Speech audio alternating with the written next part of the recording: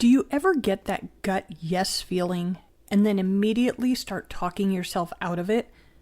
You knew what you wanted, but your brain jumped in, overanalyzed it, and shut it down.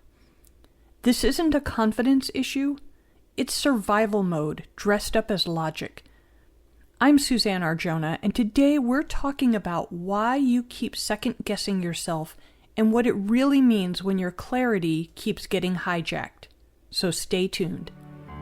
I'm Suzanne Arjona, and this is Life on Your Terms, where human design meets bold truth and permission to be real.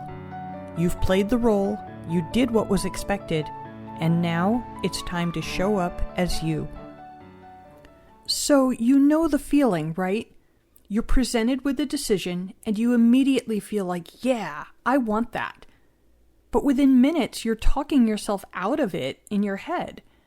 You're weighing all the pros and cons, mostly cons, and after spiraling for a while, you're left more confused and paralyzed from making any decision. Now, there are a couple of problems with this. First of all, and I've talked about this before, your brain isn't designed to make decisions. I know that sounds weird because we've all been taught to think things through and plan it out and consider the consequences. Secondly, you're trying to reach clarity on your decisions before making the choices, which is kind of backwards. When you learn how you feel your right choices in your body, the clarity will be there. Trying to become clear by overanalyzing will only suppress your real decision-making tools, the ones in your body, not in your brain. And thirdly, you're likely following the advice or conditioning you received growing up, and those methods may not fit you. If you were taught to follow your gut, but you end up regretting those spur-of-the-moment decisions more often than not, or you were taught to sleep on it and ended up spending the night staring at the ceiling overanalyzing, then you're likely following someone else's design and not your own. You need to learn how your style of clarity works. Now, in human design, we call this your authority. And when you learn how your decision-making authority works, you experience the clarity that you've been looking for all this time.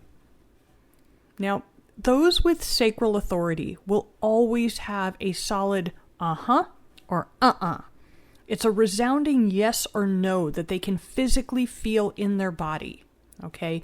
It comes from the sacral center. And again, they have to be attuned to feeling for it and knowing that it's their sign. They may feel it, but if they've been taught to sleep on their decisions, that initial feeling and the motivation behind it will be lost. They need to go with their gut. Someone with emotional authority, on the other hand, does need to wait it out. Okay? I'm one of those. If it's a generator type with emotional authority, they'll feel that sacral yes or no, but then they need to ride out their emotional wave to see if it's still a yes or no once they're on an even emotional keel. Okay, we don't want to make decisions when we're on a really high or on a really low. Okay, you want to get back to even and see, does this still feel right for me? Okay, now splenic authority is instinct or intuition. It's going to be quieter than the sacral yes or no, but it's similar in that the answer will come almost instantaneously. Now again, being aware of your splenic authority, your intuition, will make feeling your answer much clearer. Okay? There's also the ego, self-projected, environmental, and lunar authorities. Once you learn your decision-making authority, you can stop outsourcing your decisions to fear or overanalyzing or other people's decisions. Now, second guessing isn't who you are. It's just what you've practiced all your life. Okay? We've been, second guessing ourselves since day one. As soon as somebody said, you know what, that's not a good idea for you, we immediately started second guessing ourselves. Okay? but your clarity is already within you.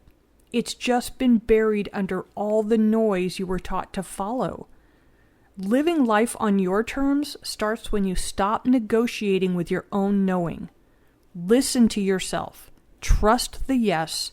You already know the answers. Now, when you're ready to see how your clarity, your authority actually works, grab your free human design chart on my website. It's your first step to getting back to you.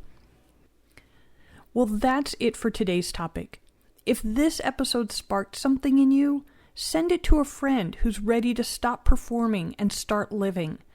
If you know someone who's always second-guessing themselves and seems to have a tough time with some big decisions in life, send them this episode so they can also begin to understand their own decision-making style. And if you're feeling it, leave a quick review or share this episode on your socials. Every bit helps me get this message to others who need it. So I'll see you next time, and until then, trust your design and live life on your terms.